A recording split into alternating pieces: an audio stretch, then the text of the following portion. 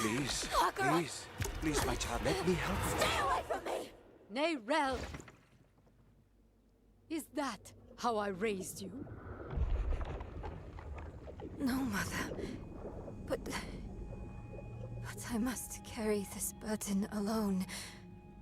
I must get to Akarat's tomb. But look at you. You're killing yourself. I don't know how much longer I can... I'm here, little magpie. I missed you so much. I'm so proud of you.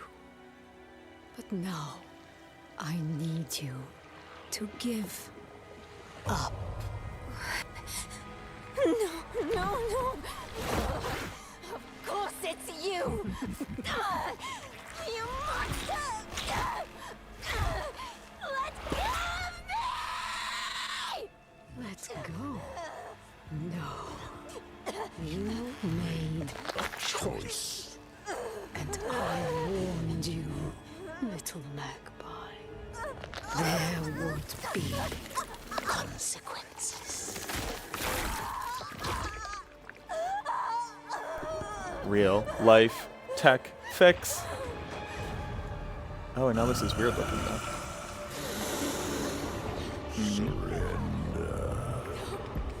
No! I control the stone! The stone. Now this is weird though. Nothing.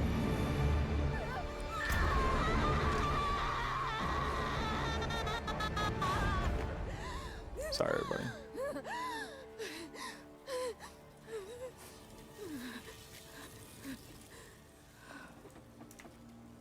Maybe you're right. Maybe I could use some help. Okay, Jesus. Ooh. You want? I can't run ads right now. I'm sorry. Thank you, Raven. Switching to Spiritborn once the expansion drops. I'm gonna be playing Spiritborn, obviously, but no, I'm not abandoning the Necromancer. I mean, this cinematic is insane. It's insanely good. There we go. Going to be a cool class, a very cool class. You're gonna see it. You're gonna see it live.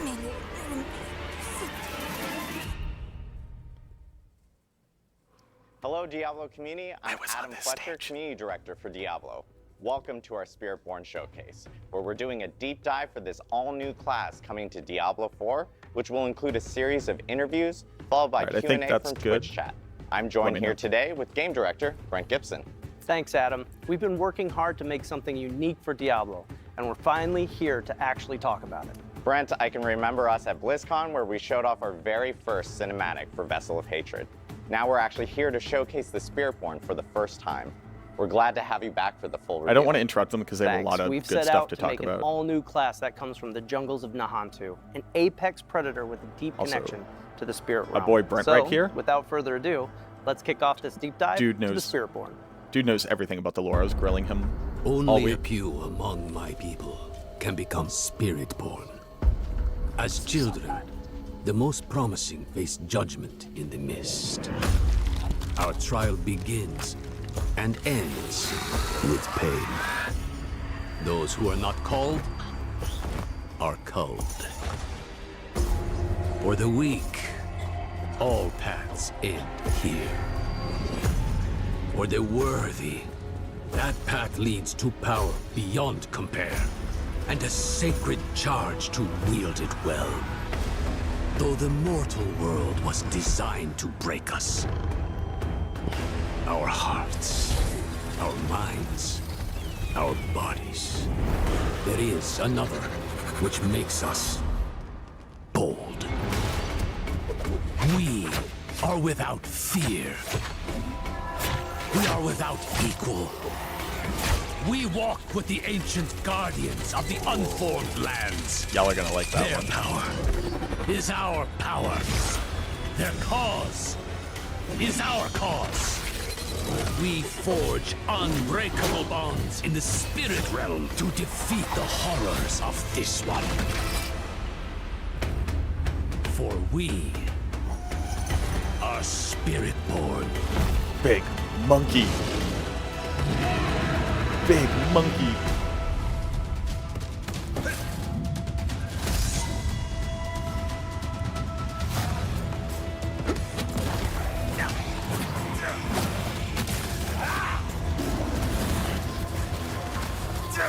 Big monkey.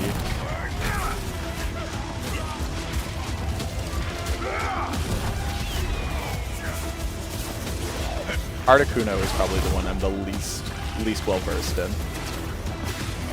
That's it's not called Articuno, but it's Articuno.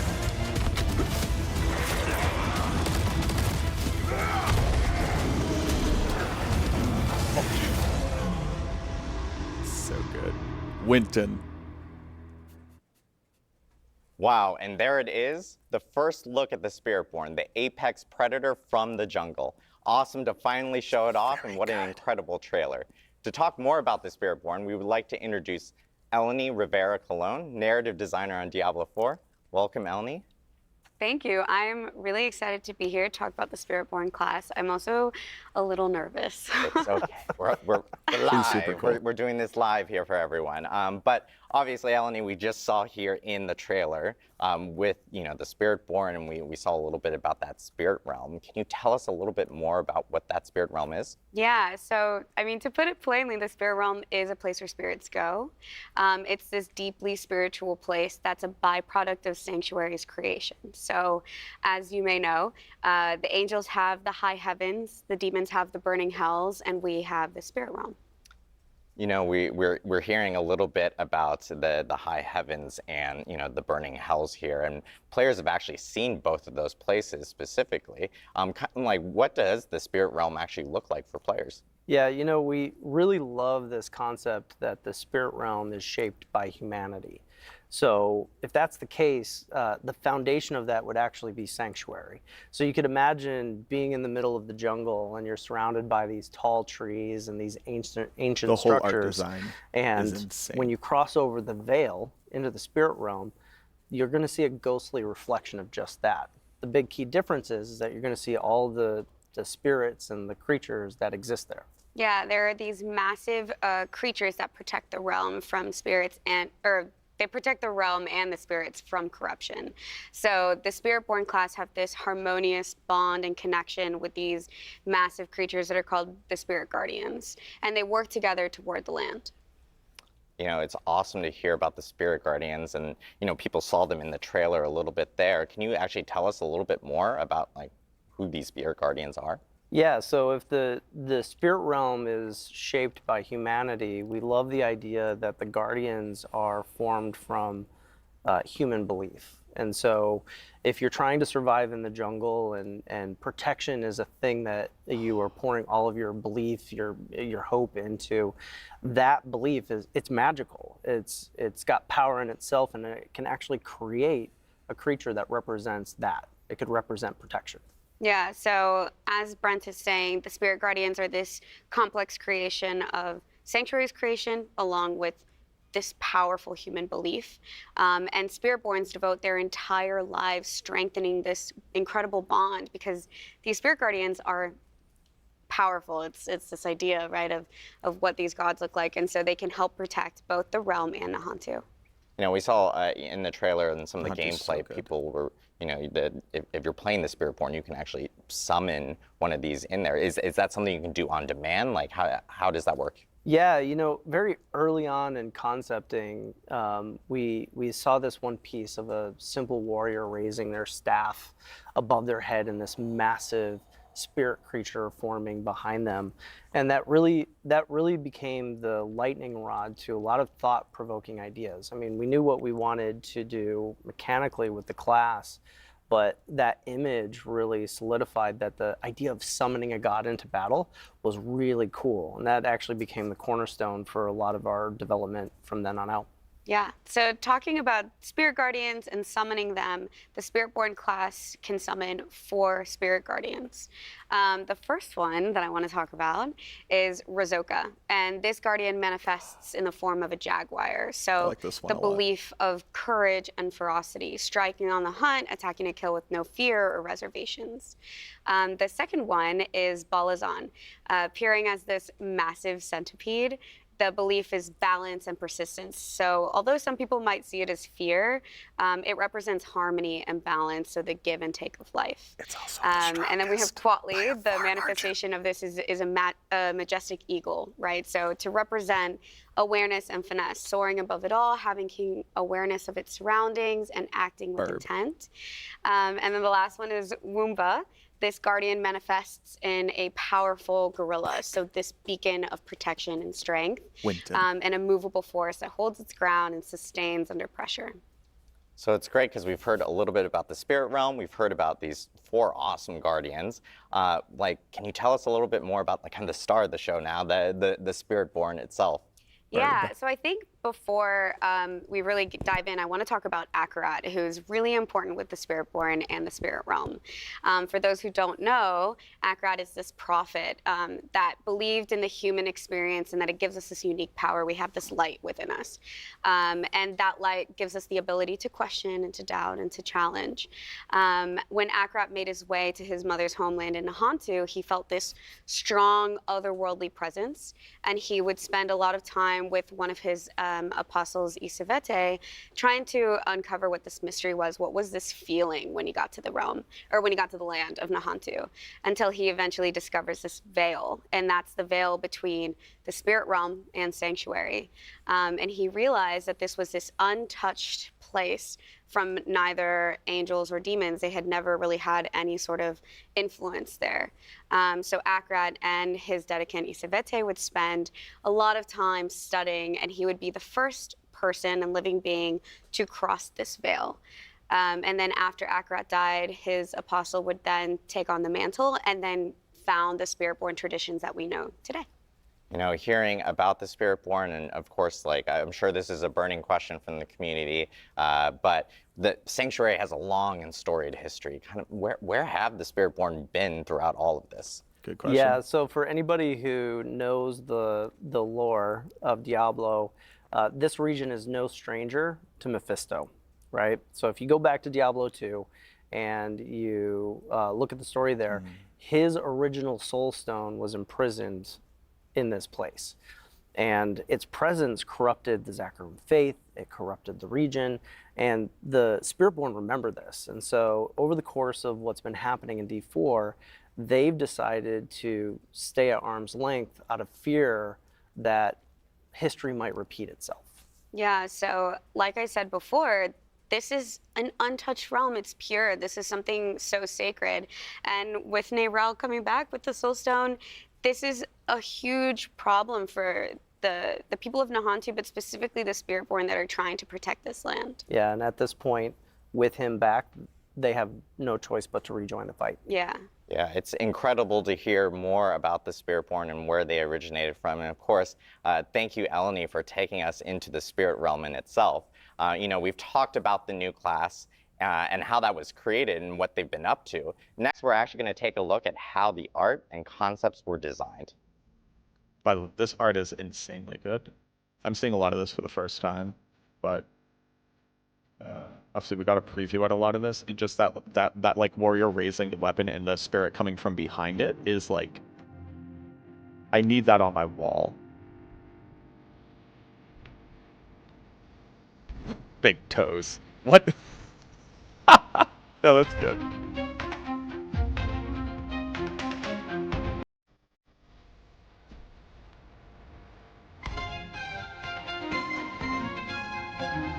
Can't we just show you all the places? Like, all the new monsters look so good. We are now joined by my blood brother, art director Nick Celano, who is here to show us how the Spiritborn visually came to be. Nick, thank you for joining us today. Thanks, Adam. I'm really excited to talk about the Spiritborn, finally.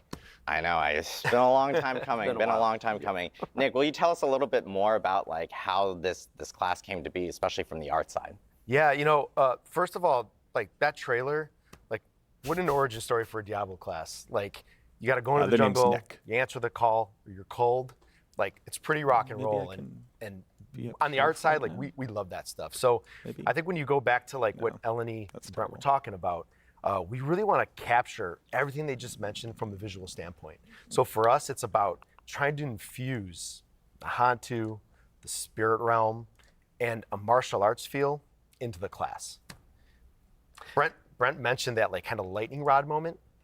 That's something that the art team really focuses on. When those moments happen, we really lock into that and start to do a lot of iteration. So like, concept will start casting a really wide net, but when that happens, we really start to bring it in and we start to really do a lot of concepts around that so that we can kind of get that tagline that the team needs, which is like creating the living, breathing embodiment of the spirit realm. Yeah, and it's really, after we get past that initial inspirational piece, we want to like drill down into finding that iconic piece. And so when you look at some of the imagery that we're showing today, you can see how we're taking that embodiment and we're bringing it into all of the iconic look of that character. We wanted a class that wouldn't necessarily wear armor to protect themselves, but rather become the guardian that they're all about. And so if you're into the Jaguar, you're wearing the Jaguar helm. Your markings are the spots and patterns that you would see on that creature. The way that you move through the jungle would also be a big part of that package. And then once we have that iconic look, we can actually roll it out to the rest of the team. Yeah, that's really the DNA of like where we start going. Like those iconic images drive the entire art department at that point. And that's our North Star. So we can move into things like how do we get the Spirit Guardians on screen? How do they fit into the combat? If you think about the eagle, does the full eagle show up? Is it just feathers? How do we represent that? And how do we like ramp that up through our visuals so you can start with something, a little more on a certain scale and get to this like epic moment.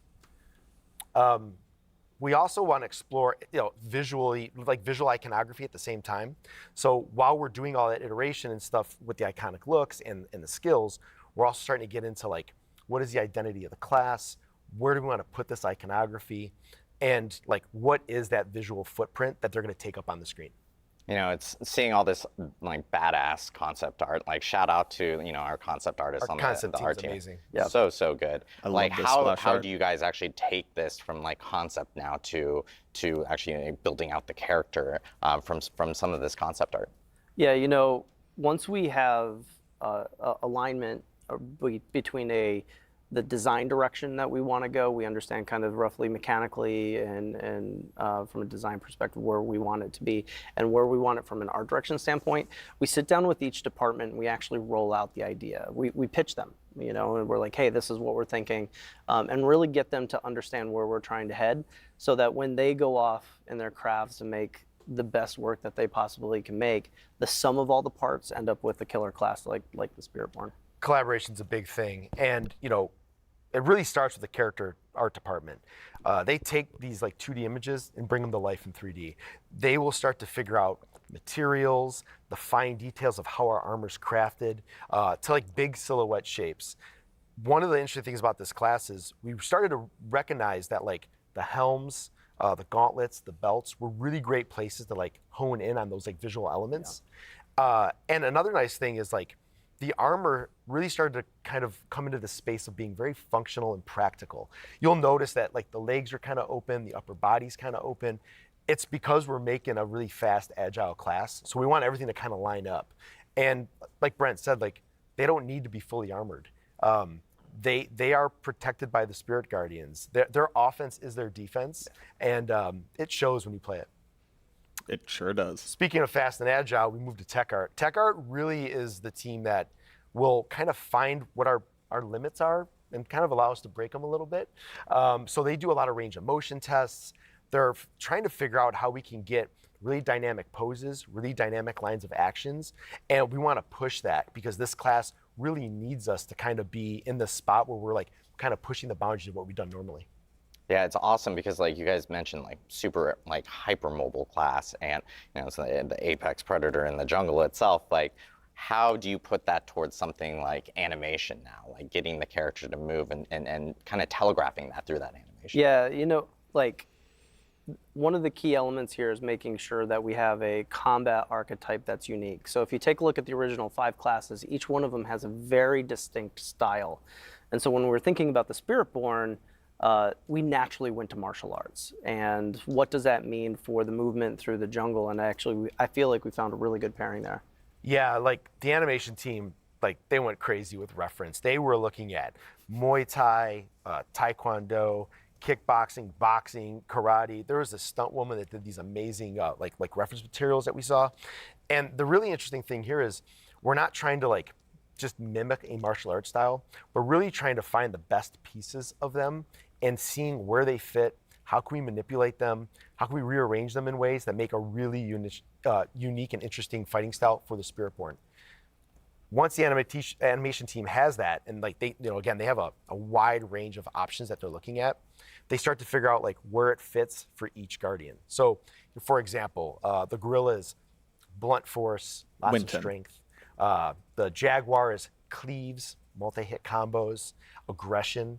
The Centipede is like open palm strikes for applying poisons and unearthing things from the ground. And the Eagle is about really precision movements and repositioning on the battlefield. So like they nailed it when it came to that. They succeeded at that. You know, honestly, well. it's like the combination of all the things that we put together. We'd been talking about, it's like we've almost invented our own martial arts style for Diablo. And we'd been talking about this the last few days with all the people that we've met with. And they actually said, hey, does it have a name?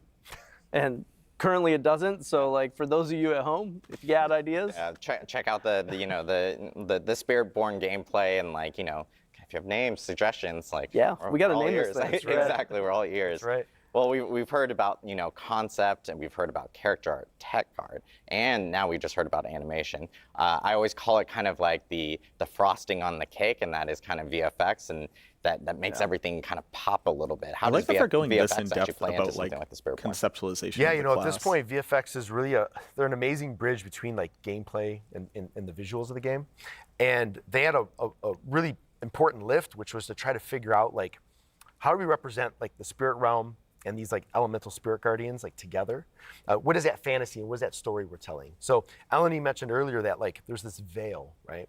So we needed to understand like, how do you get the Jaguar, for example, to like come through this veil, show up in Sanctuary, and exit through the veil? So visually, we're looking at like, what is the spirit realm? So we have this like kind of bluish white mist. They come in through the veil. That bluish white mist kind of like trails off of them. They become physical. The Jaguar is now engulfed in flames. This spirit guardian. It kills everything on the screen that you can that's around it, and then it exits through that veil and kind of like transitions into that blue-white mist again. That's a fantastic story for us to tell. And it also allows us to start to understand like what are our pieces with the VFX and how to then ramp up our basic skills to be maybe lean a little more into the elemental side. Our core skills, we start to like kind of blend the two together. Maybe it's like the gorilla fish show up and they look like that spirit element, and then then you go into the ultimates where it's just like our spectacles like ramped up. And to be honest with you, like when it all comes together, like there is a feel to this class that is really awesome. Kind of like inherently martial arts has a rhythm and a cadence to it. This class has that. It's fantastic to look at. You feel it when you play it. And I think they really succeeded at that. They killed too. it. They did a fantastic job. Yeah, I gotta give another shout out to the Diablo 4 art team. Absolutely killed it. The Spiritborn is fantastic. It's great to look at, great to play. But Nick, thank you so much for walking us through the creation of the Spiritborn. Reminder for everyone watching from home, we'll actually be holding a Q&A at the end of today's Spiritborn Showcase, similar to how we always do with all our live streams. You can drop your questions in the Diablo Twitch chat, and we will try to get to as many of them as possible towards the end of the show. Well, don't get to too many, Adam. I want to show them the game.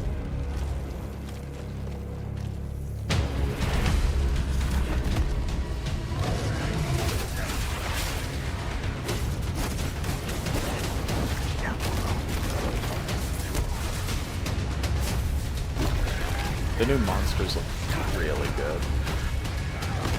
And I had to learn about like new combat mechanics that are in the game too. It's basically like face huggers. We've heard the lore, we've seen the art. Now let's get ready to talk about some gameplay. I know a lot of people are excited to hear more about how this class actually plays. So next up, we have Bjorn Mikkelsen, class designer, on stage to talk about the gameplay for the Spiritborn. Bjorn is actually here to tell us more about the Spiritborn's overall class kit and design. And later on, we'll get into some itemization, which I know every fan wants to hear about because itemization is, of course, incredible, especially within Diablo. Bjorn, welcome. Thanks for having me. Bjorn's I know super cool. Bjorn will I was be grilling a fan him about favorite class here. design. He's going to walk us through all the skills and the gameplay for how it works. So Bjorn, can you kick us off and tell us a little bit about this new class? Absolutely. So yeah, just high level, what is this class? Excellent question. So basically what Spiritborn are, they are these jungle warriors who are empowered by the spirits. They're sort of this dexterity-focused class and sort of masters of martial arts and hand-to-hand combat. And so what they do is ultimately all of their actions and their movements, they sort of resonate with the spirits to form sort of these unique combat styles as they're fighting. They sort of mix and match them to hit whatever sort of build they need. Awesome. So if you are a current Diablo player right now, or let's say I'm a current Diablo player, which I am, I play a lot of Rogue or Barb, where would you kind of place the speed and aggression of the Spiritborn? Yeah, I would say Spiritborn is definitely probably our fastest, most aggressive class. It's got multiple gap closers built into its basic attacks. It's got several movement skills, very high damage on those, as well as several ways to upgrade its evade skill as well. It's all about kind of getting on a target, sticking to it, and killing it. And it feels awesome. good on I controller. know we had footage earlier which was of impressive. within the trailer of players actually being able, and we talked about this earlier, Yeah. players being able to actually summon in these spirit guardians. So can you just summon a giant jaguar into battle or anything like that? Yeah, absolutely. Yeah, kind of in addition to being these master martial artists, because they're empowered by these spirits, you'll see parts of the spirits, but then ultimately with the ultimates, the spirits themselves will show up on the battlefield and they'll empower you and deal damage. And it's really the core of the fantasy, right? If we talk about power fantasies, summoning the god into battle is the power fantasy for this class. And one of the things that I really liked about that is that we were getting a bunch of feedback early on about making ultimates more meaningful. And we were actually able to do that with this class ground up. Awesome. I know people are probably dying to know, okay, let's jump into some Spirit Guardians. So I think this is a great opportunity. Maybe we should start off with the Jaguar being the first one. Bjorn, do you want to take us through the Jaguar itself? Sure. Yeah, starting off, Jaguar is a great one. Jaguar is, as we've kind of touched on before, it is sort of this manifestation of just the hunter. It's exhilaration, it's violence, it's aggression. It's attacking repeatedly, kind of just constant pressure as it's going. It's got these ramping mechanics to it. It's got lots of kill streaks. Mechanically speaking, the way we've kind of translated this, its primary focus is attack speed, and it chases that through a new keyword and mechanic that we call ferocity. This is a stacking buff that it can generate, usually via Jaguar skills, that will increase the attack speed of all of its skills, but it will also enhance other Jaguar skills so you can use them more often, reduce their cooldowns, that sort of thing. Moving on to an example, I guess, of a Jaguar skill. First off, here's one we have Ravager. This is a new type of skill we're adding to the game called Incarnate skills. They all have a passive and active effect. This one allows you to maintain your ferocity at just a minimum level, so you're all just a little bit fast.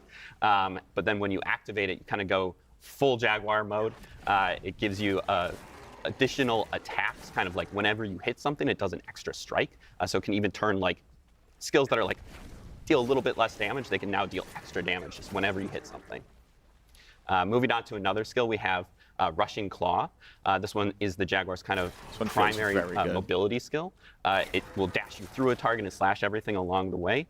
And the key to this one is you can kind of use it over and over and over again, multi-strike your enemies. And then finally, of course, we have the ultimate, the Hunter. This will actually manifest the Jaguar onto the battlefield. You'll leap through the air. It's also a movement skill. And when you land, the Jaguar will destroy everything. And it also has upgrades to kind of help chase the kill streak vibe. There's a chance to reset the cooldown after you kill something with it.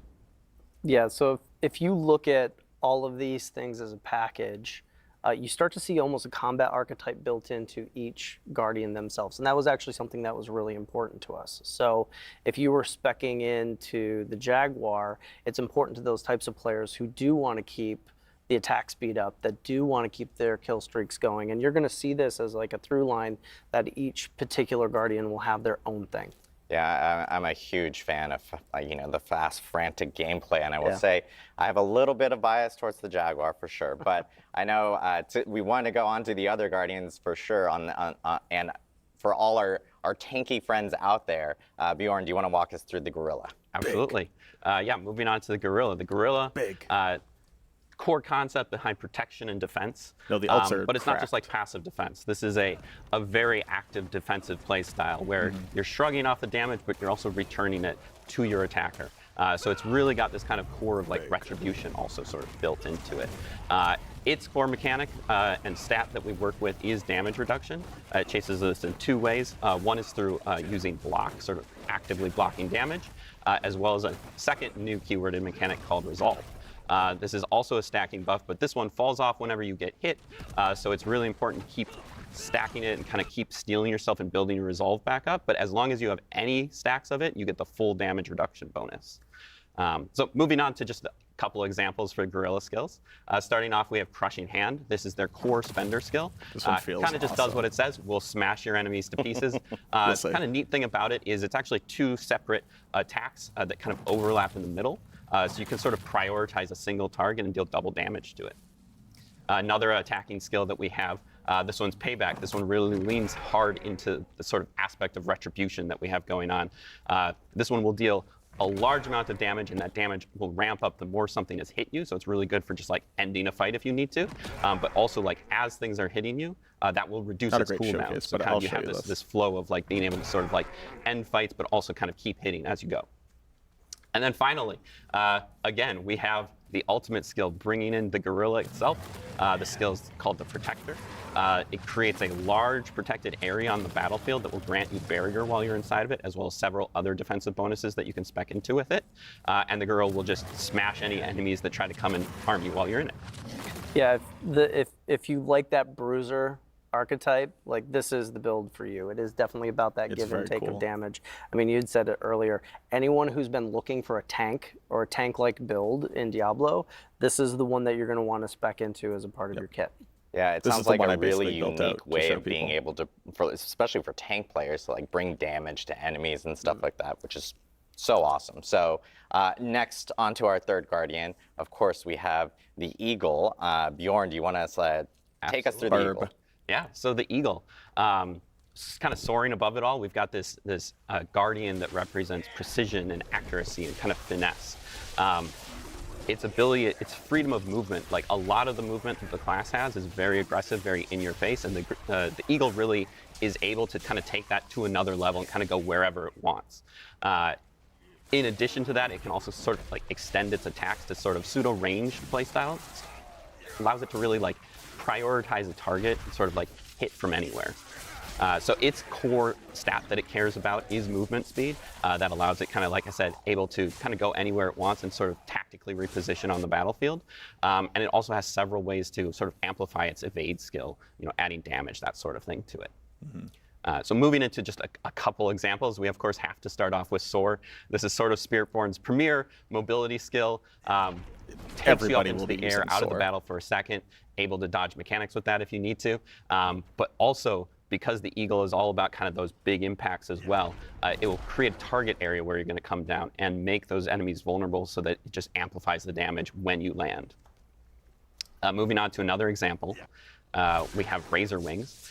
This is a damaging skill for the Eagle. This one has kind of this cool back and forth where it sends it out, allows you to hit something at range, but because it also returns to you, it sort of rewards you for the tactical positioning on the battlefield, so you can sort of line it up so it'll hit different things as it comes back. And then, of course, our ultimate skill, the Seeker, bringing in the Eagle itself to just annihilate your enemies with damage. You can cast it anywhere on the battlefield. It charges up and then blasts off. The blast can be upgraded to be a guaranteed critical strike, and while it's on the battlefield, it will also make everything vulnerable for you. This is also like one of the first ultimates that we have, which will have multiple charges, so you can kind of use it back to back or like prioritize a target with it, and there's like a lot of player agency with that. Yeah, this is really for that tactical player, where positioning is super important. You don't necessarily want to be constantly in the fray, so you still want to output that damage. Maybe you want to put it in a particular place in the encounter, but you can do it by going in and then you can get right back out. So for those players who really like that tactical positioning, that's what the Eagle is for. Yeah, it seems like the Eagle gives you that extra freedom of in mobility, so you can kind of move in and out, especially with things like Soar, which is sick to see for sure. It's one of my favorites. So unique for Diablo 4 for sure on that end. Last but not least, of course, this is probably our most unique Spirit Guardian. Everybody's going to be probably playing one that Centipede. I'm sure a lot of people are like looking at and It's going like, oh, this is gonna be insane. crazy. And that is the Centipede. So Bjorn, how's the Centipede play out? Yeah, so moving to the Centipede.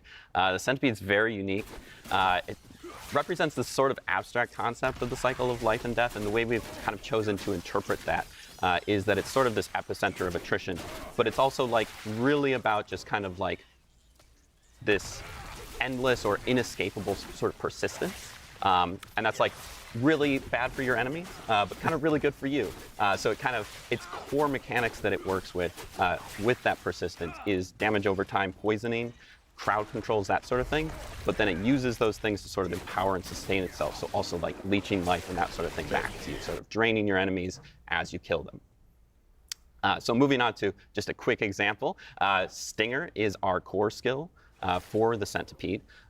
This one does a large amount of damage in a small area in front of you, but the sort of interesting thing about it is that damage will also echo out to any nearby poisoned enemies. Yeah. So it kind of has this adaptive, like, dynamic range that it has, sort of depending on like how much you've been spreading your poisons around the field. So it can like basically like hit the whole screen if you really want to. Yeah, it's basically like a tactical finisher. Another skill example as that we opposed to a have would be spamming skill. Scourge. Scourge kind of takes that sort of like oppressive control that the Centipede has, and it will fear and it will slow and poison enemies and sort of disrupt any kind of like strategies they might have going on and just sort of allow you to turn the tables on them.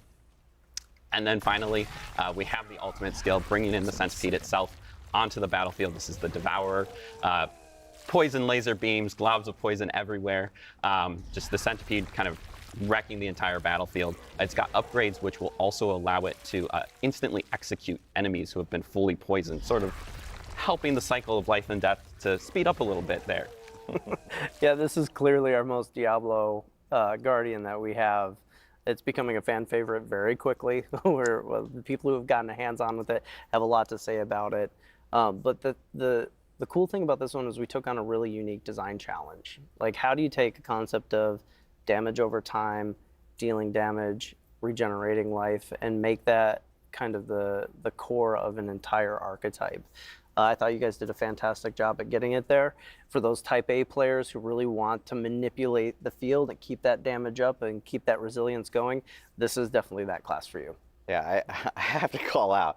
It's so crazy seeing a giant centipede behind me right now, but I know a lot of players at home are probably looking at each of these 4 Spirit Guardians and they're going like, hey, this is probably the one I'm gonna go with, just seeing some of the gameplay and some of the play styles. But I think one big question that probably a lot of people have is, are you kind of forced to go down one of these, or can you actually do some mix and match, or how does that work? You know, freedom of choice is really important for this class. So if you wanna go all in on one of them, go for it. Like, there's no problem in doing that. There's benefits that you can see from it, but there's also benefits from mixing and matching. Like, we wanted adaptability and hybridization to be at the core of this class. So it's been a goal from the very beginning to actually get that there.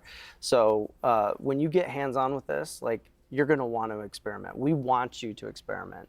We know that there's gonna be many builds that are very emergent, and I actually can't wait to see some of the cool stuff that people come up with once this goes live. I basically don't think you'll ever go one like, at its heart, Spiritborn at is really all about like personalization, sort of expressing yourself. And so like whichever spirit sort of resonates with you, we really want to allow you to mix and match them kind of to your heart's content. And sort of make that play style choice like fully customizable. And the primary way that we're doing that, or the main way that we're doing that, is the Spiritborn's class mechanic called the Spirit Hall. The way the Spirit Hall works is you start your journey off by choosing one of 4 bonuses. At the top, the primary bonus. This is a like massive bonus that will add sort of a thematic All effect skills to are all now of your skills of that type. eagle So like skills, an gorilla effect like the skills, Jaguar will add centipede extra strikes skills. and that sort of thing to all your Jaguar I'll go skills. deeper into this, but a it's subtle but very insane. important extra piece of this is that we'll also add that Spirit's tag to your entire skill kit. So every single part of your skill kit now has the Jaguar skill, and so even if you want to use like centipede skills, you can still sort of hook into various parts of the Jaguar using this bonus. Then later on in your journey, you will unlock a second bonus. This is a set of 4 distinct bonuses from the first.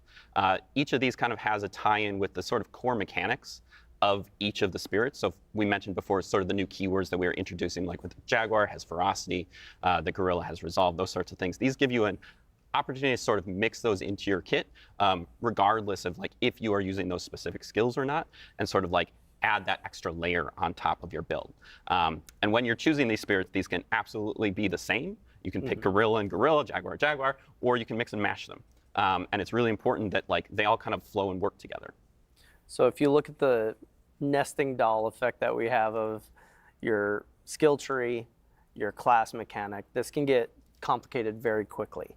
And so one of the things that the team took on was this idea of finding what resonates most with each guardian and how do we create some level of overlap so that we can have some synergies between all of them. Yeah, exactly.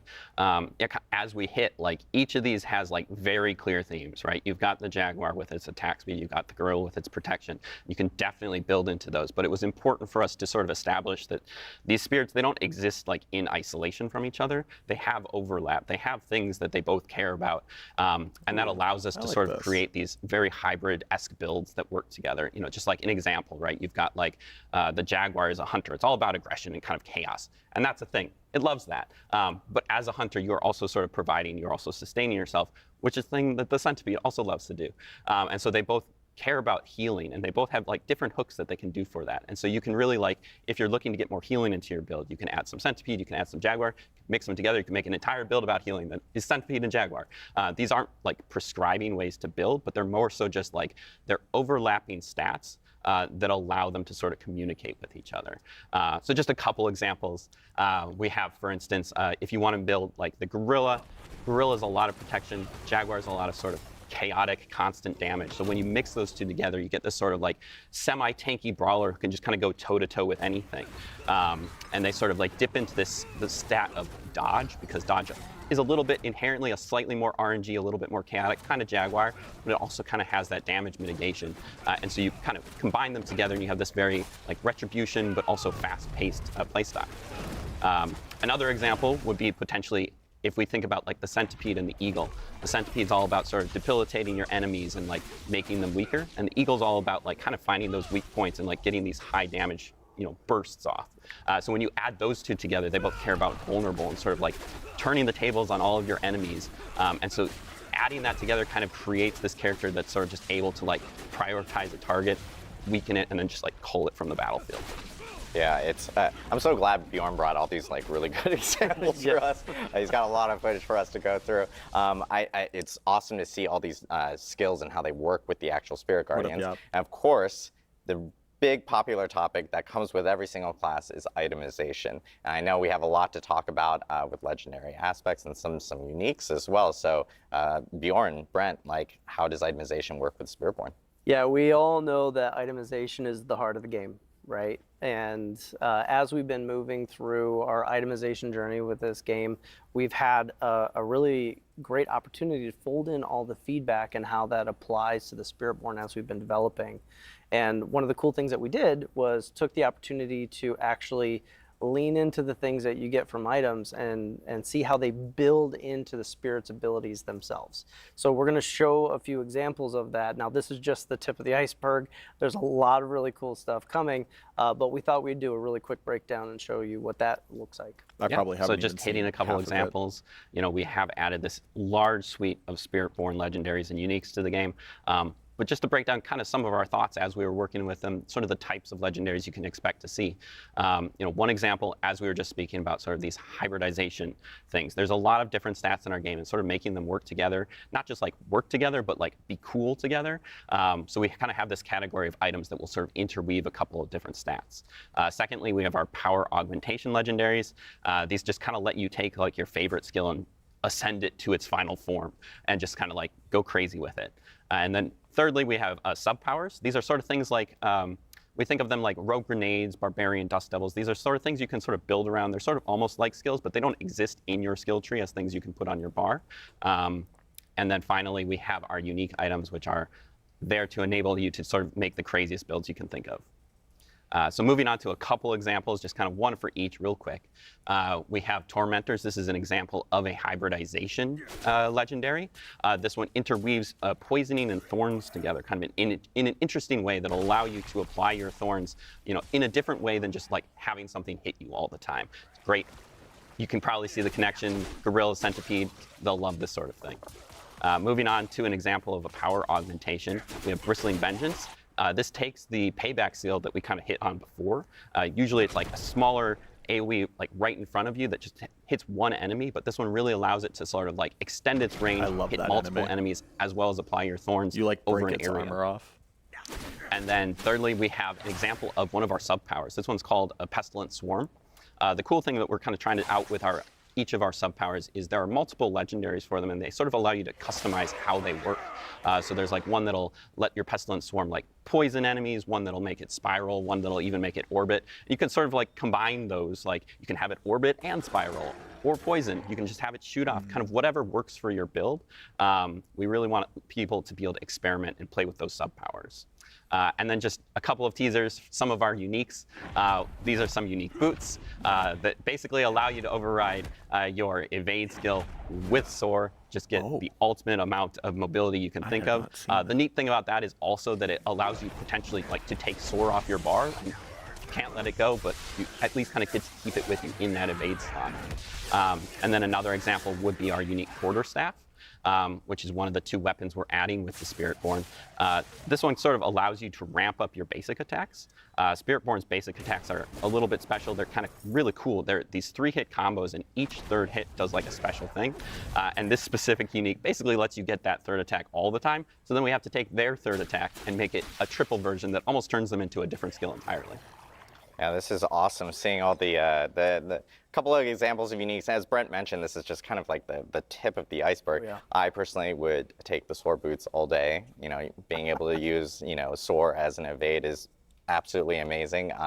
But I want to give a huge thanks to Bjorn for walking us through all the skills, especially associated with the Spirit Guardians, and of course the itemization across the whole entire class. We will actually have an extensive look for the entire community after the show on our blog. It will provide a great amount of detailed mention here immediately following the stream, so you can check it out and do a deeper dive with the Spiritborn yourself. Now we're going to bring back everyone to get into our Q&A for all things Spiritborn.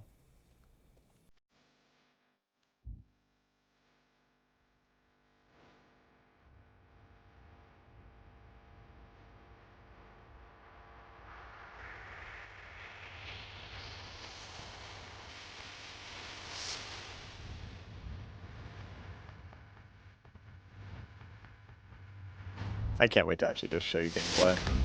That Centipede that they were showing off, you're gonna see it in game. It's like 5 times as epic as what they showed off there. I don't think they had the enhancements selected for it. All the ults are really, really good. I personally like the concept of the Jaguar and the bird. The bird's cool in that it has charges, so you basically choose like when to summon it down into the battlefield. And it kind of handles a lot of utility issues for you. The Jaguar is really cool because when you kill enemies with it, it resets its cooldown.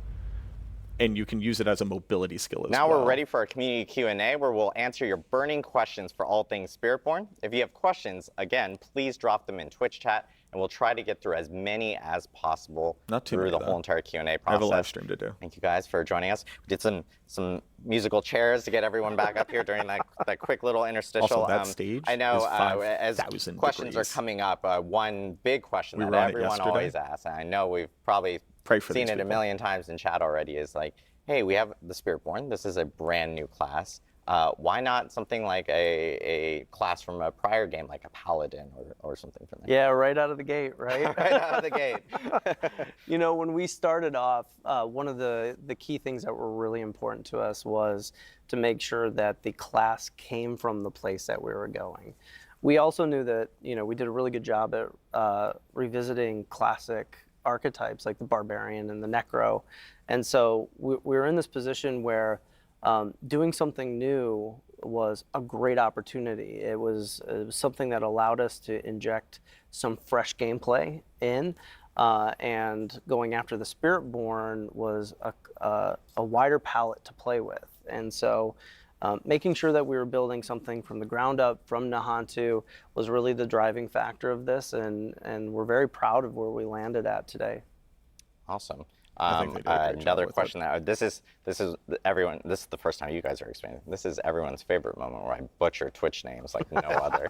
But Arcphoenix asks, wait, the lore, like where have the Spiritborn been in D3, D2? Why are they not fighting Mephisto themselves? Yeah, I mean, we talked about it before. Like this is a religion that has been building up over time. They're a little more secluded, and really one of the things that we looked at is like the early exploration of Akrat, right? Yeah. Like there wasn't much development that was going in, so that was like a new frontier for us to work with. Yeah, and in general, the Spiritborn, which you'll notice when you do play the game, they are very scattered throughout Nahantu. It's not like they have this massive presence where you walk in and you're like, there they are. You know, it's like a little different than that. They're hidden, they're in the jungle, and they don't necessarily want to be seen. And this has sort of been the idea this entire time. It takes a lot of devotion to be a Spiritborn. This isn't something that you can hop in and out of. So when we talk about being a Spiritborn, these are people who have devoted their entire lives to be doing this one thing, and that's what they're doing in Nahantu. They're not exploring really. I know we've actually gotten a few questions about this specifically. And this is a pretty good question for Bjorn and Nick, because a lot of people have noticed, like, hey, quarterstaff and new weapons. Like, what are the new weapon types for Spiritborn specifically? Sure. Yeah, Spiritborn's bringing 2 new weapons with it. First off, we have the glaive, kind of its premier weapon that you see in all the key art. That's really the weapon for like a hunter. It's great for like taking down priority enemies. It's got built-in elite damage, that sort of thing. And then the second weapon we're adding is the quarterstaff. This is a faster weapon that they can use to even sort of like add like block chance and that sort of thing to it. So it's almost like a little bit of a pseudo defensive weapon, but it's also got very high attack speed. Yeah, from a fantasy standpoint, it was really cool to like try to create weapons that made sense for, again, like Brent mentioned, like where the class is from. So like, you know, a glaive makes a lot of sense for like cutting through the jungle, you know, being an aggressive weapon, being an attack-based weapon. The quarterstaff is really cool because it's like, you could imagine like, how do they train with this? They probably found like really strong branches from like trees that were really important to them, and they start to like train with that, and eventually they kind of start to perfect that craft and that bow staff. So there's a lot of really cool fantasy that we can, like, the art team can really dig into. It also looks cool. Yeah. like just to be frank, like if we're talking It about also a martial looks arts fucking rad. class, like Yeah. having the bow staff or the glaive to like really extend some of those key poses that we got with the martial arts stuff that we put into the game. I mean, it looks really good. Yeah, it's awesome to see like new weapons for the Spiritborn with Vessel of Hatred. So another question that we have here, this is from Bucko351. Easy name. Question, what's the difference between the Spiritborn and the Druid class? The Druid class currently has bonds with like the stag, the wolf, the eagle, and the snake. Like what's kind of the changes between that and something like the Spiritborn? Yeah, I mean, when it comes to the Spiritborn, you're not necessarily turning into this animal that we're talking about. This is a spirit guardian that lives in the spirit realm, and you're channeling this spirit guardian, and the manifestation that we're talking about is what comes out. So when we talk about like ferocity or something, that's something that you see in the jungle, right? So you have this jaguar that's recognizable, and that's this manifestation. It's the best way to show that. So if we had a different belief, then it would manifest in a different way.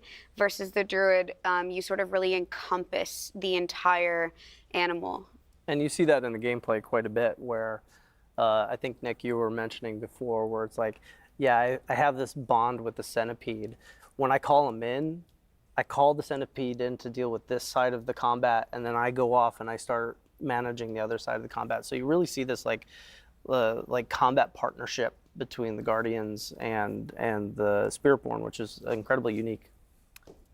We got a question here from Kat the Dewey. They're asking, we've seen 4 Spirit Guardians. Are there other Spirit Guardians that were considered potentially? Yeah, look, I'll spill the beans. I'll talk about it. You know, when we're choosing the spirits, we played around with a lot of concepts.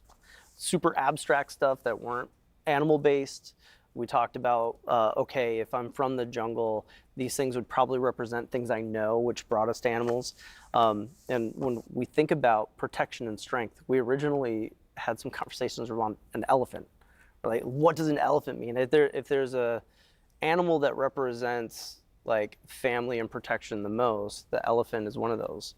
The gorilla was also being talked about at the same time, and they mean the same thing.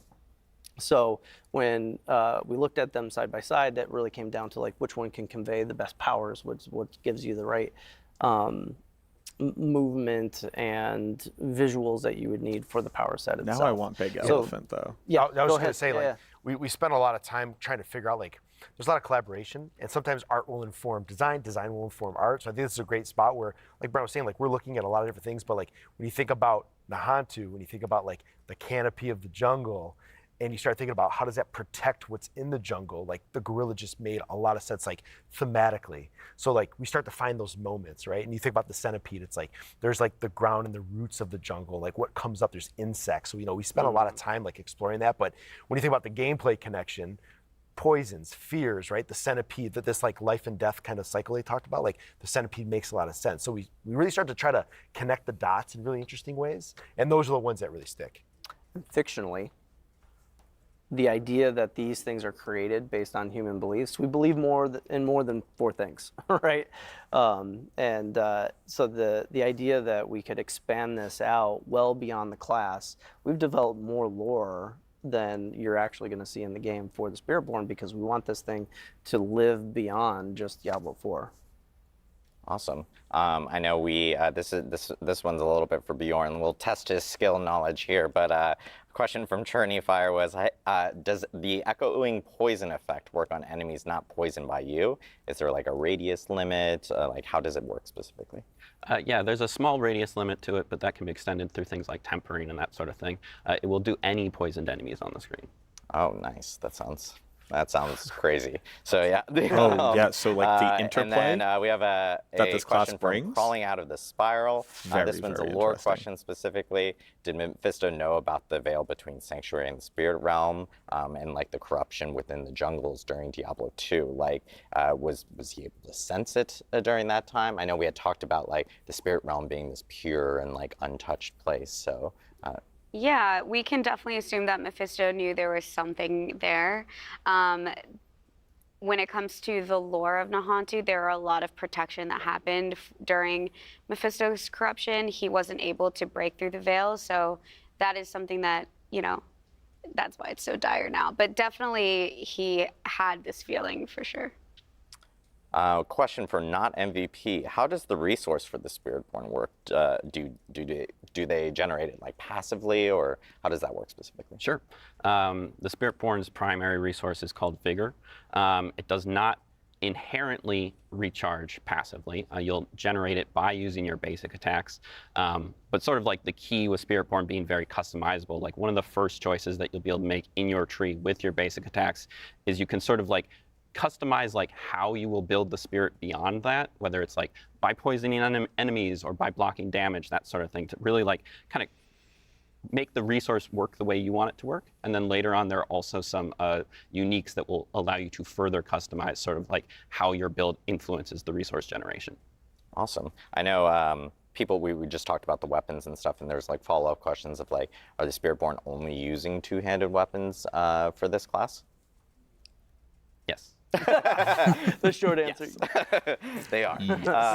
Sorry, I stand up. The other question Shorts. that we're getting is, is there like a special quest for before you can actually start a Spiritborn or create a Spiritborn? Are there quests that are maybe specific to the class itself? Yeah, well, we're going to definitely be introducing the class mechanic similarly to the way that we introduced it with the other classes. As far as the beginning of the story is concerned, we really want to jump straight into continuing the chapter of hatred, right? Like what happened when Neyrelle left. We want to jump right into it, get right back into the story, and so we're going to pick up from the perspective where Neyrelle left off. Awesome. That was a question from Agar. I forgot to throw out the name. I do want to give people shout outs when they do actually ask the names. The Grim Knot asks, does the Spiritborn have ties maybe with the Witch Doctor in any type of way from Diablo 3? No. Not at all. When Brent is talking about creating something new, that's what we wanted to do with the Spiritborn.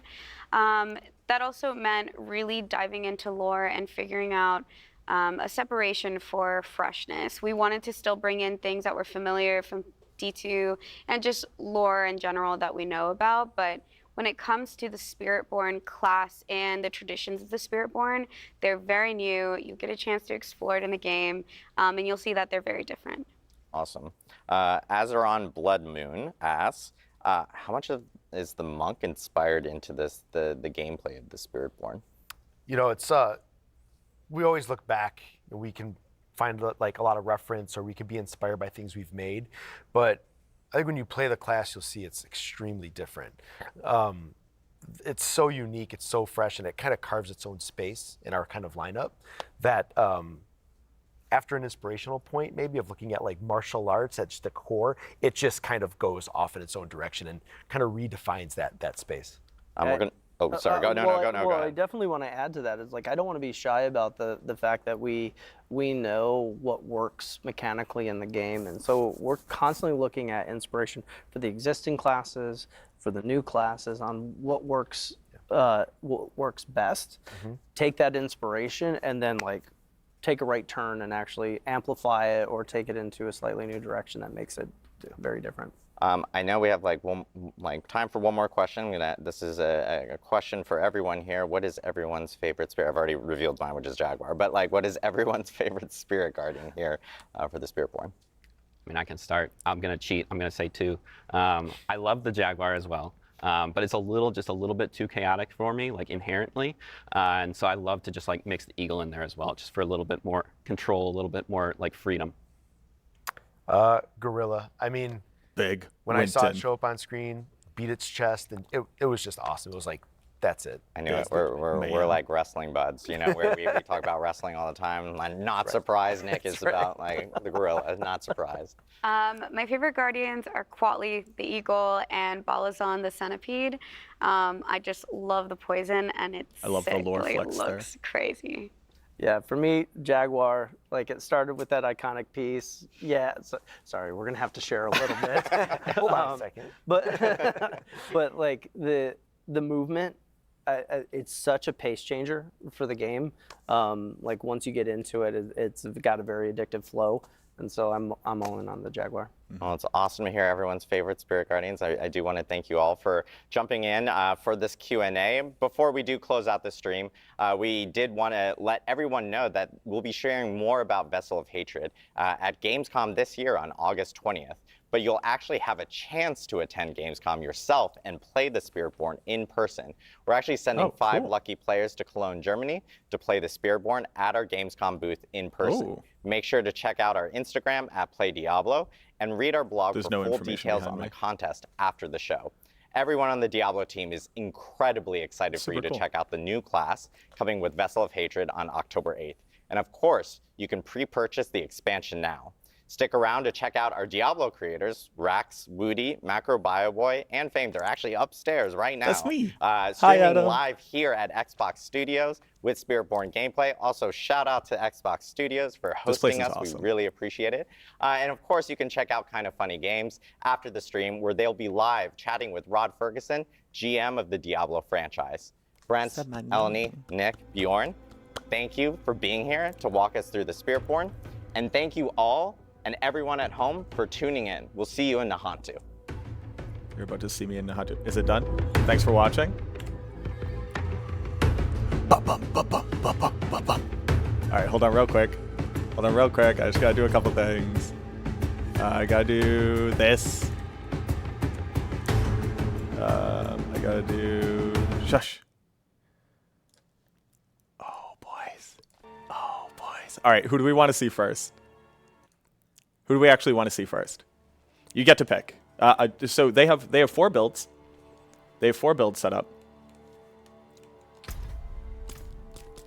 They have 4 builds set up. They're all very like kind of like preset. I have a full hybrid respec I'm going to be doing for one of them. I'm going to try to turn up volume on the game a little bit. Centipede, Big Bug, Centipede. All right. So we're going to go into Centipede. I have to set up a couple things. I want to go toss some tempers onto my gear. But I'm just going to show you like the base build. Again, I've theory crafted a hybrid, basically like a triple hybrid. That's like a Thorns Gorilla triple hybrid. So welcome to the game. I'm sorry, I have to jump forward real quick. First off, here are the Kuros docks. Actually, you know what? We're going to go to the Kuros docks first. Screw everything I was just talking about. We're going to... Big centipede. The centipede is so good. It's insane how good it is. Okay, we're going to take a look at it. We're gonna go to Kuros docks because this is just for my diehard D2 fans. I just got to show it. Thank you for all the support, by the way. Thank you, Red. Thank you, Ravioli. Thank you, the Zoth. I didn't want to interrupt the stream. Hold on. The most important thing on the planet. Can't do that. Oh, the good burn.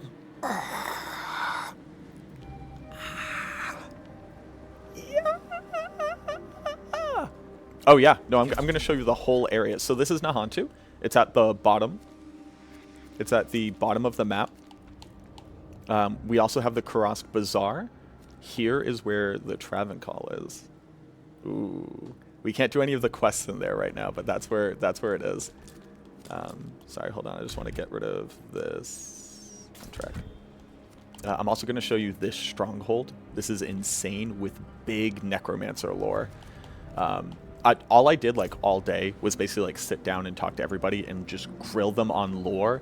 People were making jokes on YouTube like, they probably never even played D1. Brent, the lead on this expansion, I sat down with him yesterday for like a solid hour and a half being like, what's the lore explanation of this? What's the lore explanation of this? How are you handling this? How are you handling this? Dude has read every book. He's played every game. And he was sitting there. He was like, well, this character from the Sin Wars is going to be integral. Like, it's bananas. Yes, we also have a Helltide that we can go do.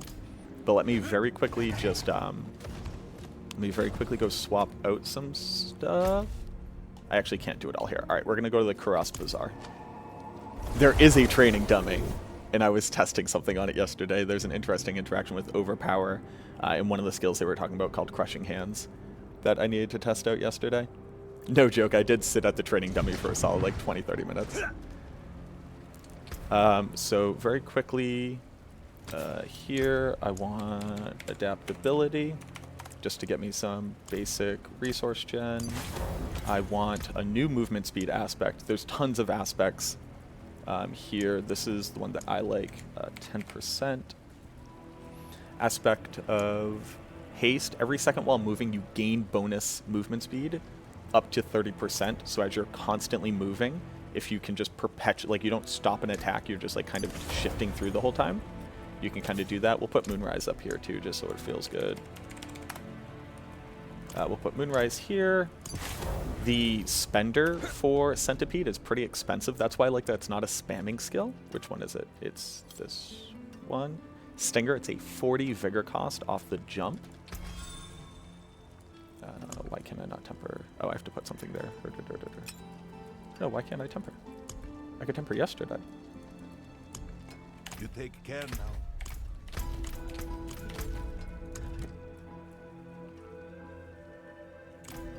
Been fighting hard? Well, alright, doesn't matter. Then let me hop into here. I'm just going to show you gameplay very quickly, and then I'll like sit down and go through and show you this stuff. Because I think everybody's obviously going to have a lot of questions. Toxic skin. I like toxic skin, sure. This one. This is my spender. Touch of Death I wasn't a big fan of, so I'm going to respec out of that. It's a cool concept. It's just basically this one. Okay, all right. Now let's go. I'm going to go do Stronghold. Why not? No, I'll go do a dungeon. They've made some really good changes to dungeons. We'll do the Seething Underpass, sure. They've basically added a whole new function to dungeons, which is like, if you complete this mini quest while you're in the dungeon, you get to go to another area for an additional reward. You don't have to do it, but I think it really bridges the gap for people who are like, oh, I kind of want to explore more. Go. Let me go.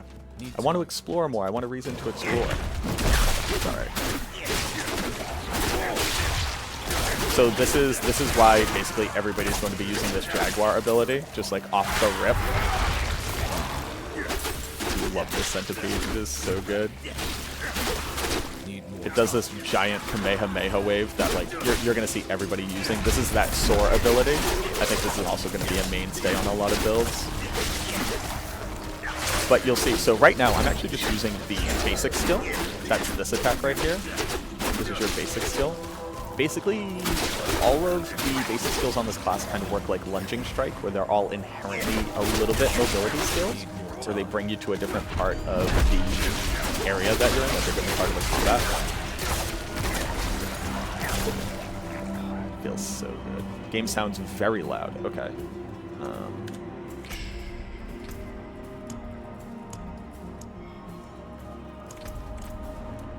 We'll try that. Just keep telling me. Game's too loud, you can't hear me. I can also do this a little bit. Boop, boop, boop, boop, boop. All right, let's play around with that. But basically what I'm saying is almost every single skill comes with an inherent bit of mobility, where you are rewarded for continuously moving through the battlefield. This is perfect. All right. So this is this kind of concept where you're using your basic skill as a combo, and once you're up to the third attack of your combo, you get these swarms that are spitting out of me that are increasing your AoE damage. Explore the Seething Underpass. I want to also show you the secondary. Oh, I love these guys, the Rotwalkers. Those are probably my favorite new monster type. And then you use your Spender, and like they were saying, the Spender then will apply poison to everything that's already poisoned. So you're using this idea of applying your poisons, moving your poisons around. Oh, there were two other changes I wanted to make. I like that. And then was it here? I want generate vigor while moving so I can spend more. Share this quick. We can go back into there. Why not? Am I missing one of my 2 rings? I am. How did that happen?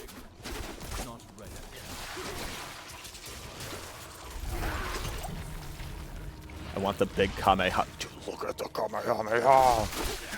It is just a Kamehameha wave.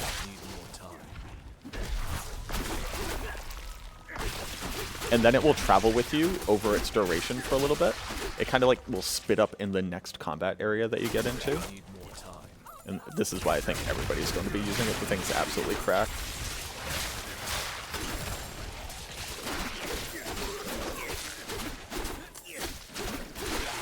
This is kind of like the core basic centipede. Let's just go this way. Working, trying to listen. Do you get any info on the other classes? I have not. I have seen the Nahantu region. I've seen some of the quest line. And I've read a bunch of like the... ¿Qué pasó? Vasas das. Interesting. But I have not seen the other classes. I've obviously talked with the developers about some stuff. Can't necessarily talk about those things, but... the major focus for the trip here has been about what they're trying to accomplish with this class, what they're trying to accomplish with the new area, how it's supposed to fit into the game. Like, I sat down and was like, hey, explain to me how it makes sense that these characters were here, and they had answers. I don't want to spoil anything, but like the amount of care that has gone into incorporating this new class and the expansion in general, I don't think will necessarily be appreciated at first until you kind of get your hands on it and start playing it. So hopefully this kind of helps to illuminate that a little bit. What I like about it is where other classes kind of feel a bit penalized for using their basic skill unless you build into a basic skill build and then all you're kind of doing is your basic skill. Instead here, the basic skill kind of just fits into the combo. It's very martial arts assassin in that regard, where it's like, oh, because all of my skills are now centipede skills, I can set up this thing and use that as a means of activating this secondary bonus. And then because I have this secondary bonus activated, now my poison will spread. And because my poison is spreading and it's based off of my thorns, I can build a tank build. And, you know, my basic skill is going to activate this area of effect. So now that allows my spender to do something. It's very, very, it's all combo oriented. This is going to probably be one, I would argue, one of the harder classes to master. Whereas I think a lot of people are going to play it and feel very powerful. Yeah, so this is the idea. So you see this like little mini objective right here. That will unlock a doorway later on in the dungeon where you'll get a resplendent chest. You'll fight a bunch of additional monsters too. I did randomly spawn a butcher and just annihilate him. When you go gorilla, which I'm going to show you, you're unkillable. Like, it's kind of hilarious. Obviously, this is World Tier 2. Like, the game will get harder after this, but in what I played yesterday, I was just like, I'm annihilating. Any change to the Paragon system? We have not seen the Paragon system. We're only level 30. So we're not able to see that yet. The answer is yes, they are changing the Paragon system, but they've already said that in previous streams about what's coming to the expansion. Has monk flavors? Yes, very big monk, very big D3 monk. I just like that the basic skills actually feel good. You're able to do all 4 spirits at one time. So, and I'll talk about the class structure. I just wanted to do like this quick demo on what they showed off, but we can get into like the class mechanic for sure. Build you think will scale the most crazily? I think, and well, keep in mind, this is a production build that is in the like, look at the centipede. Sorry, I forgot the centipede is so strong. All of the bosses in the new dungeons have very cool mechanics. So that boss is you kill the big walking abomination, and then a second boss spider spawns out of it. The new bosses are very cool. So let's do like a very quick highlight of kind of the skill tree. But we're going to start with the class mechanic itself. You have the Spirit Hall. In the Spirit Hall, you pick a primary spirit and a secondary spirit. Your primary spirit will always carry this tag of all of your skills and now centipede skills. So this is my Jaguar skill, Russian Claw. It is a potency skill, it's a Jaguar skill, it's a mobility skill, and it's a centipede skill. So anything that says your centipede skills do this, or hitting a target with the centipede skill or whatever, now applies to every single skill in your skill tree. Your ultimates, every single one of them. So, like, I don't have to take the centipede ultimate here. I can take any of the ultimates. I could take the monkey, big monkey, and now my protector is a gorilla centipede ultimate. Big monkey. Big. Winton. I love the gorilla. You know, the Articuno here, the Seeker, the Burb. Well, while we're waiting for the cooldown. So you take your primary spirit, and that will give you an additional bonus. And then your secondary spirit, while it won't add the skill to it, it will give you the bonus of it. So right now my centipede says when I hit with the centipede skill, which now includes my soar mobility skill, I reduce damage on targets and I slow them. So just by hitting people with skills, I'm applying crowd control immediately. So that activates, you know, damage to crowd control and things like the control glyph. And that stacks, so you can get up to 20% damage reduction just by using these skills. The second thing says every 4 meters that you move, your critical strike chance is increased, and that bonus is reset 2 seconds after you critically strike. So if I just like run around real quick, boop, boop, boop, you'll see I'm getting stacks. You'll see I'm getting stacks. I'm getting stacks. I'm getting stacks. My critical strike chance is going up. It's going up.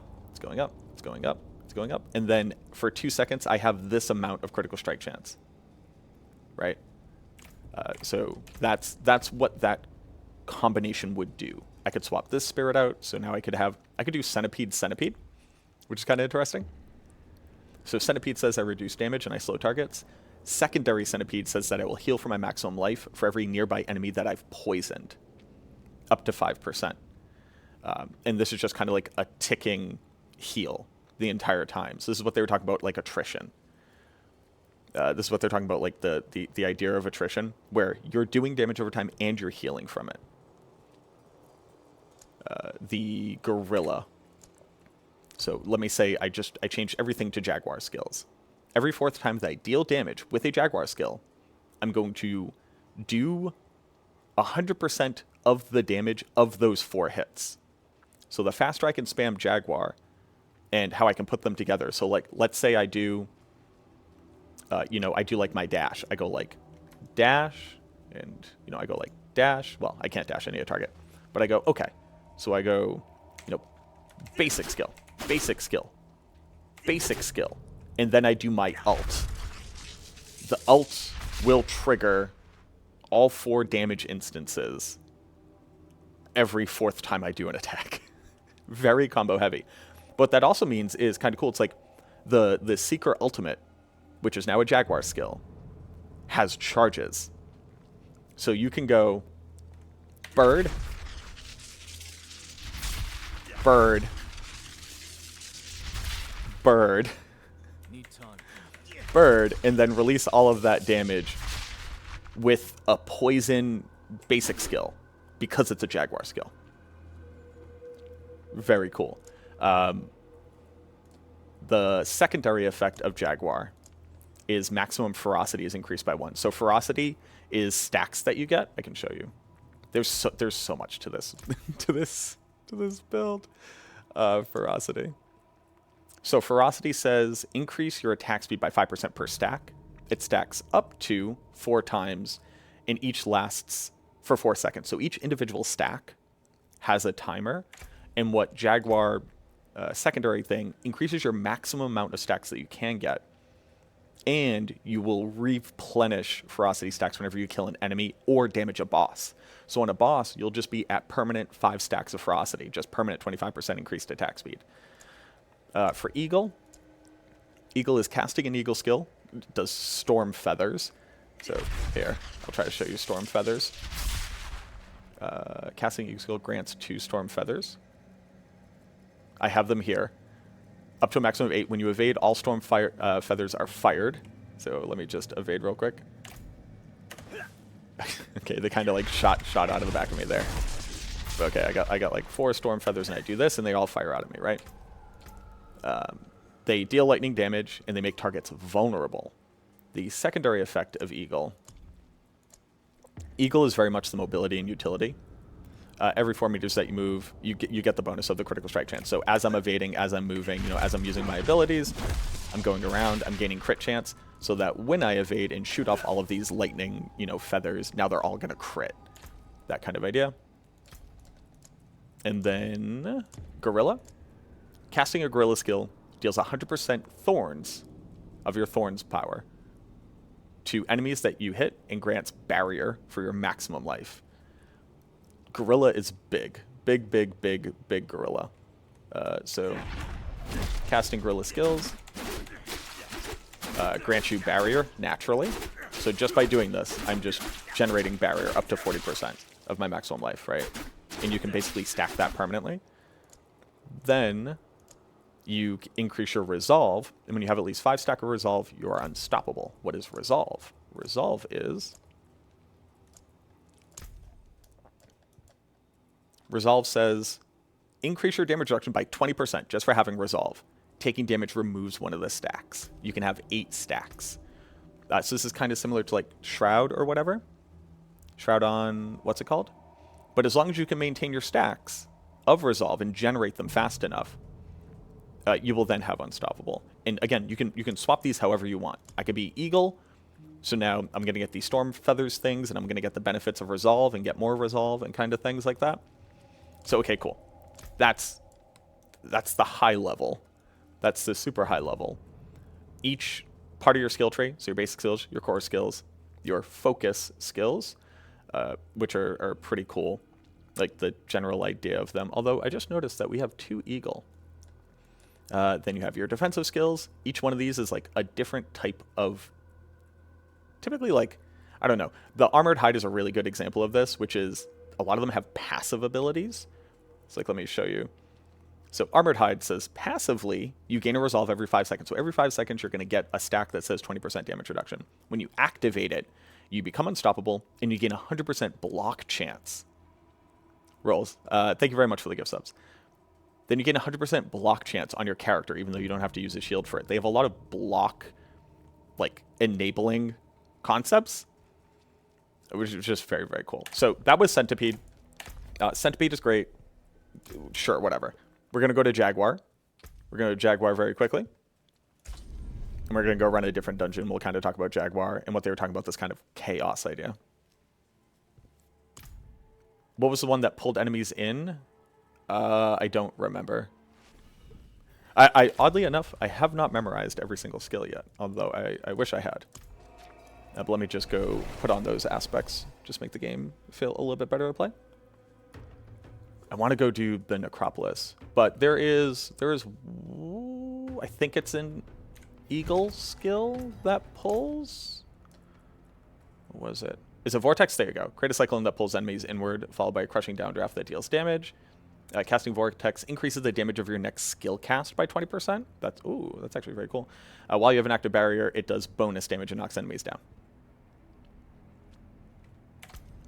So, skill assignment. Let me just move these around. So the setup that they had, like, this is probably one of their most, like, how do I describe this?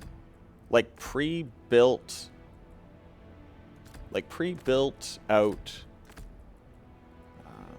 like, hybrid class. Like, you see, like, the other, like, the Centipede build was, like, mostly Centipede abilities and then Soar for mobility. This one is, like, you have a couple damaging ones. You're also going to be using a Gorilla for knockdown and generating barrier.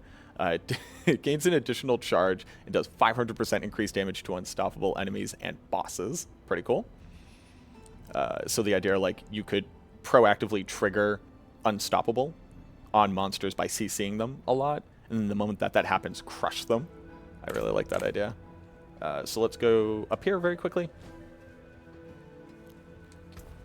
Each one of them obviously has aspects, right? So Rake, which is our core skill, which basically, like, it gains you ferocity, so that's increased attack speed. And then its cost is reduced the more attack speed that you've generated through ferocity, like how many stacks you have of that. Their basic skill is pretty cool, and where the third attack kind of shoots out this little, like, spinning damage vortex wherever you shoot it. Where it's just, like, in front of you. I'll show it to you, obviously. But Rake will manifest the Spirit Jaguar, which also casts Rake at a random enemy. So it's like every single time that you use it, a little Spirit Jaguar will shoot out of you. The one that they put here, critical strike chance with Jaguar skills is increased against enemies by 6% for each 10% of their missing life. So the more damage you've done to something, the more crit chance you have against that target. And then again, since you could just choose that all of your skills are Eagle skills and all of your skills are Jaguar skills now, it's like, here, we're going to give ourselves crit chance with the Jaguar. It's just like, oh, okay, you're going to gain crit chance with all of your Jaguar skills. My Monkey ultimate can be a Jaguar skill. Are the Timberwolves still in the game in free sparks, or you aren't allowed? Are the Timberwolves? That is a seasonal mechanic. If you're asking about the current season, that is a seasonal mechanic. We should not expect that to be in the game. Why do I get Magic the Gathering vibes from this class? Magic the Gathering vibes, that's interesting. Soar, which is our mobility skill, will cast Vortex at its landing location and deal increased damage. So Soar will now apply vulnerable and pull in targets with Vortex. But I'm talking a lot. Let's just go run a dungeon. Adaptability. Moonrise.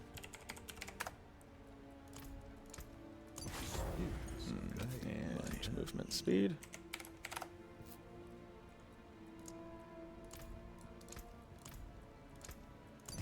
Okay. What's up with life scaling at 30? You should not take what you're currently seeing as whatever is the ultimate truth of the game in any way, shape, or form. This is a build meant to highlight this, and don't take any numbers as what you're currently seeing them.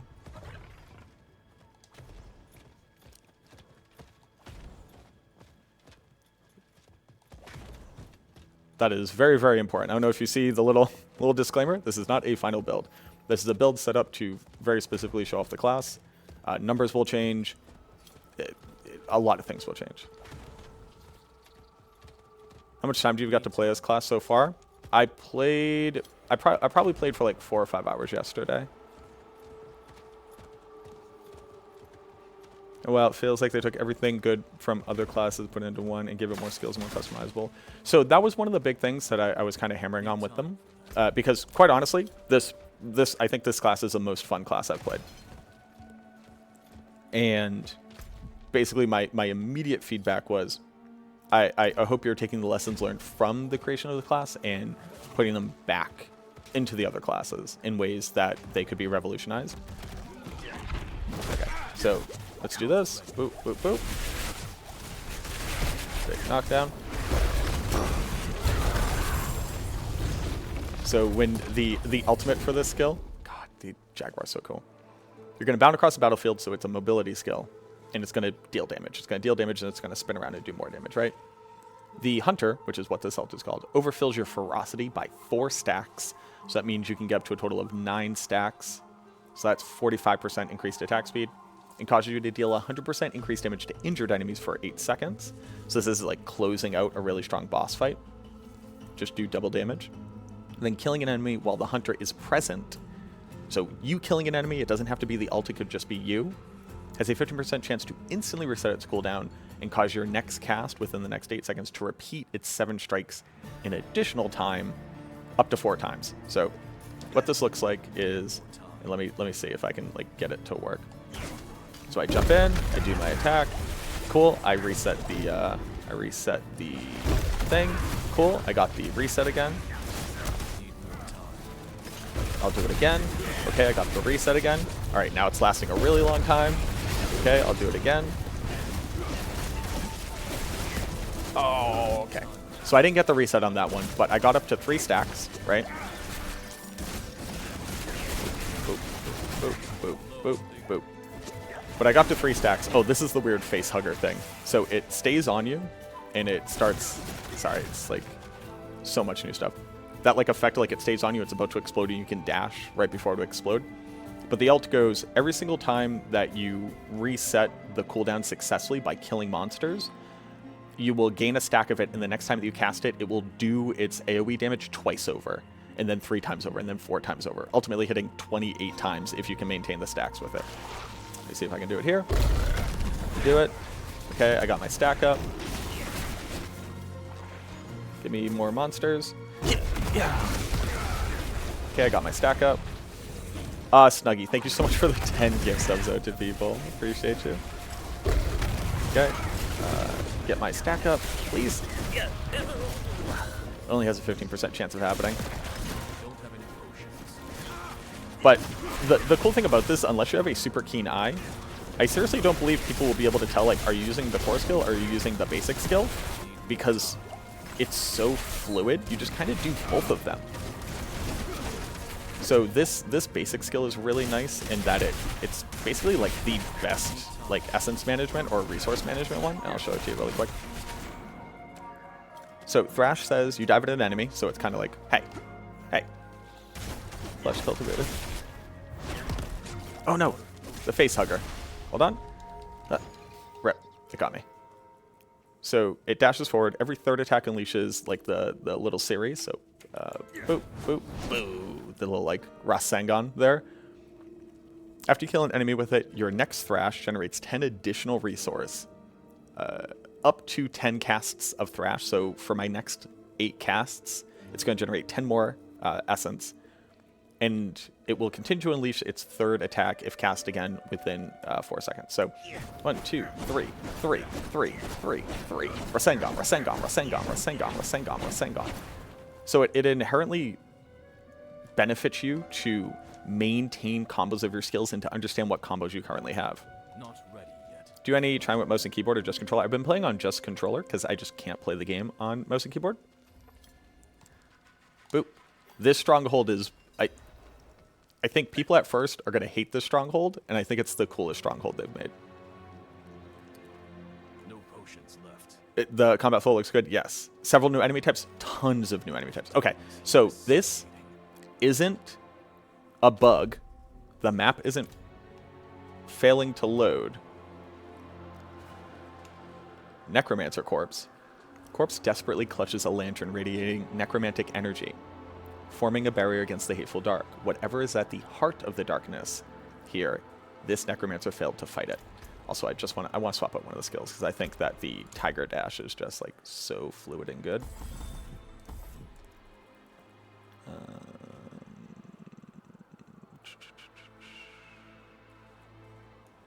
Where's this stomp? I don't want this stomp. Get out of here. Here, gain 20% dodge chance and automatically retaliate against close enemies. Dodge all direct attacks for 2. Let's try this one. Counterattack cooldown is reduced by per stack. When you dodge a control impairing attack with counterattack, you will reflect crowd control to all close enemies. Critical strike damage for... Oh, whoa. Passively increases your crit damage for each close enemy. So we'll try out this one because I haven't used it before. We pick up this lantern, and off we go. And now we are exploring. So there's little monsters over there. We don't want to go there yet. Hup, hup, hup, hup, hup, hup, hup. And now we're exploring. We gotta climb up.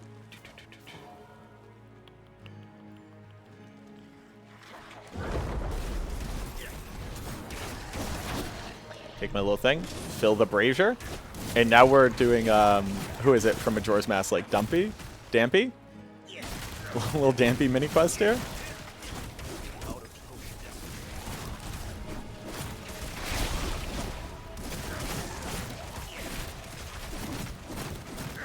Dampy will burn open the way. We'll pick up our lantern and we go. God, I hope I remember how to get through here. We go down into here. Are you going to say, how are you liking Spiritborn so far, and why on earth are all your abilities the same? Why are all my abilities the same? What does the same mean? How am I liking it? It's going to be the best class to play. Unless you really, really have a reason to be playing the other classes, I think most people are going to play this and have an amazingly good time with it. They're playing on actual Xbox at the Xbox Studio? I am not. No, this is on PC. I just play controller. Who's going to be the Spiritborn rep? We are not sure yet. I think a lot of people are going to be interested in the Spiritborn. We run and we run and we run. The reason why I want to do the Stronghold, oh, I should have thought ahead. Maybe I can steal one of the devs. The reason why I wanted to do the Stronghold is because it unlocks a very cool section of lore that I wanted to show people.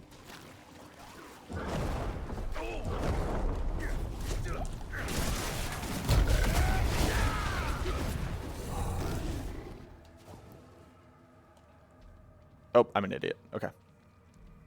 No jar of spiders. This isn't the witch doctor. I can't stress this enough. Nahantu, like, the vaguely spirit-related cool region classes aren't all just the same type of religion and mechanics. Like, this just isn't the spirit doctor.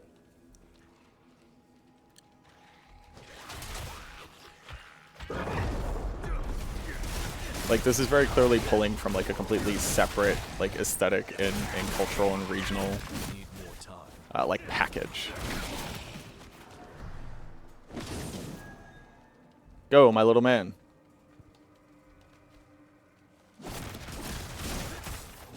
You do not get to test mercenaries? No, I did not. I'm low on vigor.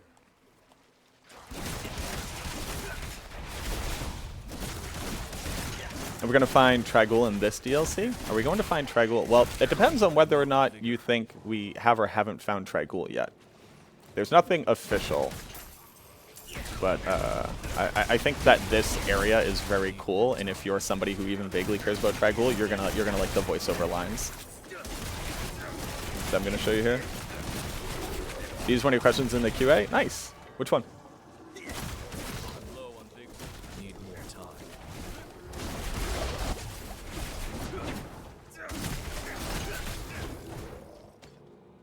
Did I level? Oh, I just have a bunch of skill points I didn't put in. I was like, hold on, did I just level? I can't level. Sure. Just put them in there.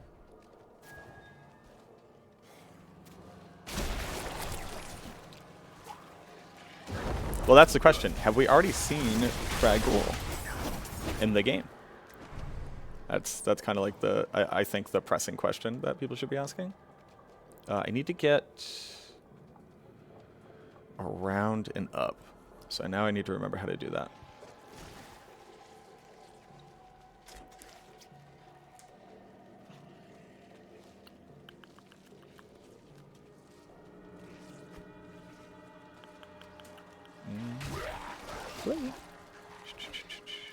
I also am just like in the middle of their studio. Like they have us up in a bunch of different parts of their studio. Woody's in like a full production room. Where do I go? This is why I think people are going to be... I think people are going to have a time with the Stronghold. and there's going to be a lot of videos that are like, here's the path you should take to get through here. Sword feels really, really good. Need more time.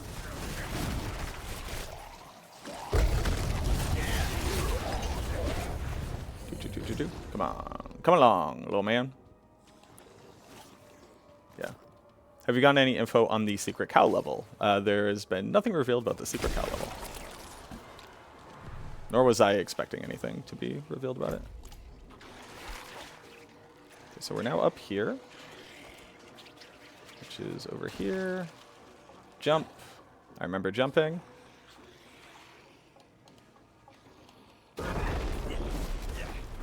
Do I remember jumping? Hello? Hello? Lantern? Oh, do I have to go the other way? Maybe. I promise you, I super completed this yesterday. And you want to see the boss. The boss is, I think, the coolest like Stronghold boss they've ever had. Alright, well, we're going on a journey, y'all. Oh. Is this it? This looks reminiscent of where I need to go.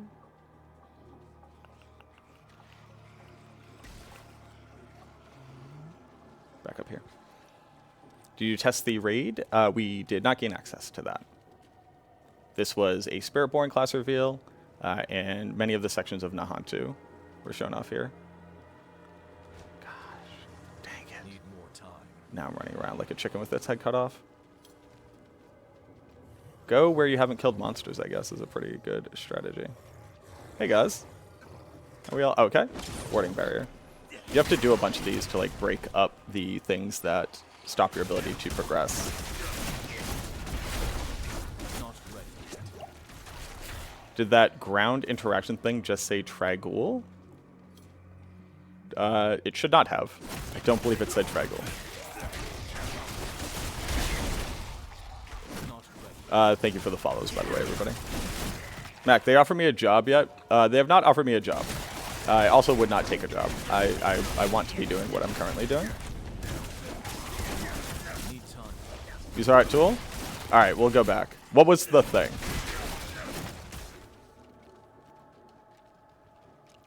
Maybe it did. I'm too busy flustered.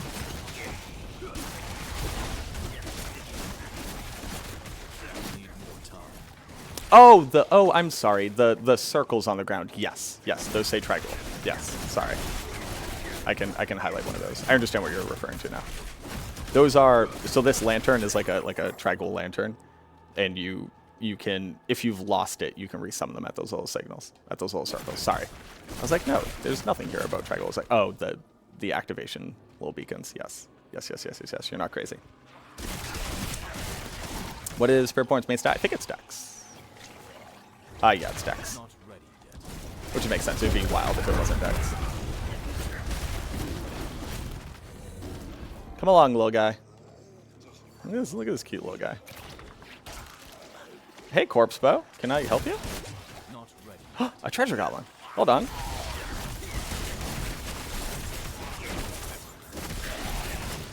am out of vigor. Oh no. Get back over here. Need more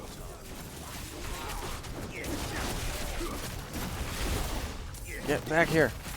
Get. Thank you. Give me that. Ooh, very dark. Everybody, I made a mistake. Huh, we got there. Yes, so this is called the Rune of Trigul. Sorry, yes. Ooh, a radiant chest. Need more time. Huh. Give me this. Alright, let me show you this boss. I don't care about any of this anymore. I want to show them the boss. Climb. Up. Need more time. I need to get to down there is where I need to be. Go this way instead. There we go. We're making moves, everybody. We're making moves. Not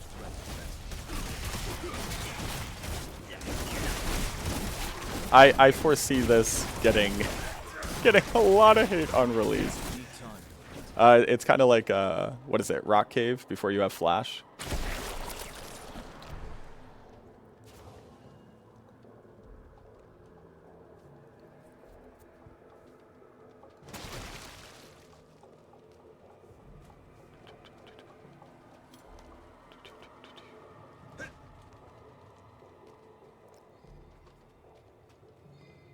I very much like it.